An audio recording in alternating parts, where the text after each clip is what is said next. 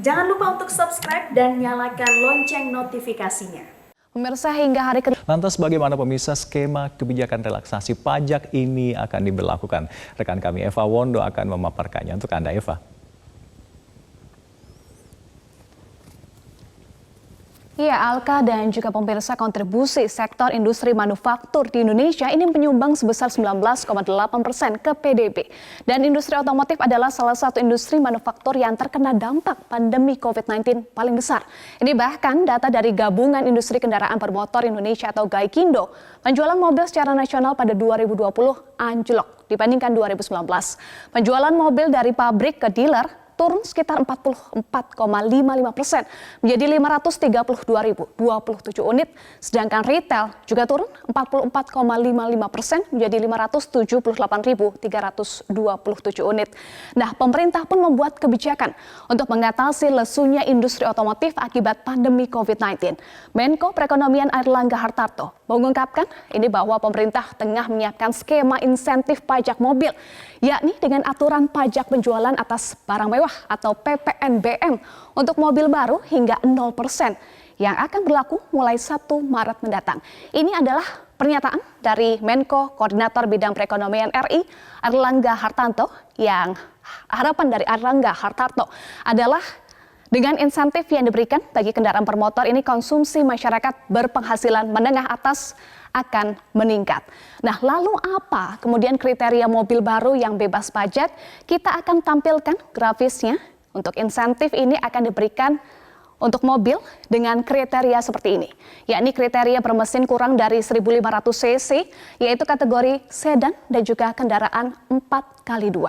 Lalu kemudian yang menjadi pertanyaan adalah bagaimana kemudian besarnya tarif PPNBM dan juga skema insentif PPNBM. Untuk besaran tarif PPNBM diatur dalam PMK nomor 33 tahun 2017 tentang jenis kendaraan bermotor yang dikenai pajak penjualan atas barang mewah dan tata cara pemberian pembebasan pajak penjualan atas barang mewah.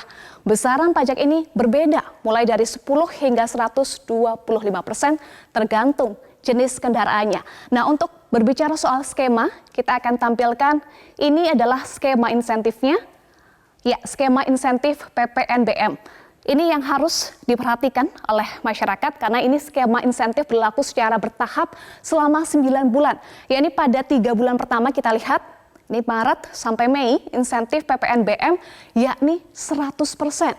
Kemudian 100% ini atau 0% ya pemirsa. Kemudian untuk 3 bulan berikutnya insentif pajak menjadi 50%, yakni bulan Juni hingga Agustus, dan 3 bulan selanjutnya insentif pajak menjadi 75%. Tepatnya yakni bulan September hingga November. Insentif ini ditargetkan mulai berlaku pada 1 Maret mendatang. Apa kemudian tujuan relaksasi mobil baru bebas pajak ini? Kita akan baca, kita akan sampaikan ini adalah tujuan relaksasi mobil baru bebas pajak dan juga masa berlakunya ya, yakni peningkatan produksi sekitar 81.752 unit, kemudian pemasukan negara sekitar 1,4 triliun rupiah sehingga terjadi surplus sekitar 1,62 triliun rupiah. Dampak bagi industri bahan baku yang berkontribusi 59% dalam industri otomotif, kemudian juga harapannya bisa berkontribusi PDB sekitar 700 triliun rupiah dari industri pendukung otomotif. Dan pelaku industri tier 1, 2, 3, bengkel serta bengkel resmi dan juga tidak resmi. Ini adalah tujuan relaksasi yang diharapkan oleh pemerintah bisa mendongkrak sektor otomotif. Ya pemirsa, seperti yang sudah saya sampaikan di awal bahwa kondisi industri otomotif kita ini anjlok selama pandemi COVID-19 atau sepanjang tahun 2020. Ini adalah data dari GAIKINDO yang menunjukkan bahwa mengalami penurunan yang signifikan, bahwa pandemi COVID-19 ini memukul sektor otomotif. Upaya yang bisa dilakukan untuk memulihkan ekonomi nasional lewat sektor industri otomotif selain dengan pemberian insentif pajak juga harus didukung dengan upaya lain seperti kebijakan yang dapat mendorong daya beli masyarakat, termasuk juga revisi kebijakan OJK untuk mendorong kredit pembelian kendaraan bermotor, yaitu melalui pengaturan DP 0% ditambah juga dengan penurunan ATMR kredit, aktiva tertimbang menurut resiko untuk kendaraan bermotor yang akan mengikuti pemberlakuan insentif penurunan PPNBM ini. Kementerian Perindustrian mencatat penurunan tarif PPNBM akan meningkatkan produksi kendaraan bermotor sebanyak 81.752 unit dengan estimasi penambahan output industri otomotif diperkirakan menyumbang pendapatan negara sekitar 1,4 triliun rupiah. Nah, kita akan nantikan seberapa efektifkah kebijakan ini di tengah pandemi, karena tadi juga ada pernyataan atau pro kontra dari masyarakat tentang kemacetan, kemudian harga mobil bekas. Kita masih akan nantikan bagaimana kebijakan ini berlaku di tengah pandemi COVID-19.